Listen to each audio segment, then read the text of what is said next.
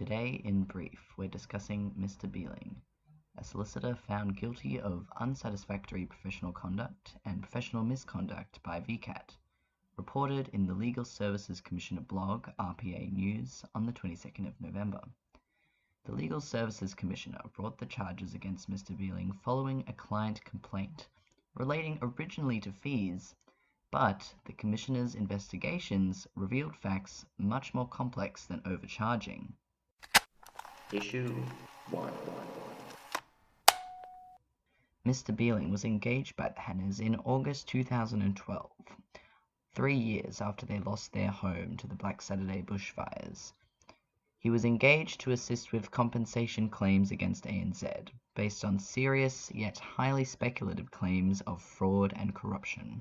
For the 4.5 months that Mr. Beeling was retained, he failed to maintain a responsible independence and exercise his own forensic judgment, as required by Rule 17 of the ASCR, and allowed himself to act as the client's mouthpiece for these allegations.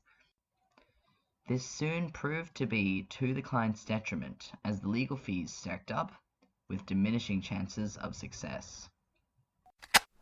Issue 2. Mr. Beeling accepted and expanded the claims the Hannahs had conceived. He put his name as a solicitor to an unprofessional draft statement of claim without proper basis. Along with his confusing advice and poor cost disclosure, this was held to be a substantial and consistent failure to meet the standard of competence, despite the retainer only lasting 4.5 months. Issue 3. Mr. Beeling had no experience in the area, charged considerably for educating himself, but was still unable to present a coherent argument. He could not disclose costs effectively or adequately advise the Hannahs, who were in turn unable to give informed instructions.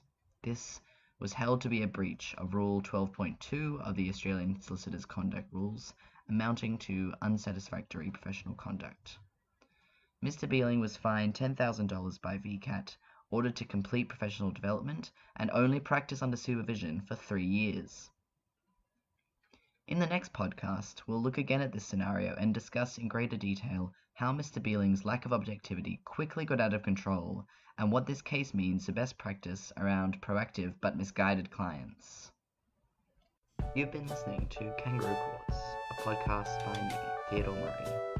You can find us online at kangaroocourts.blog and follow us on Twitter at kangaroo_courts.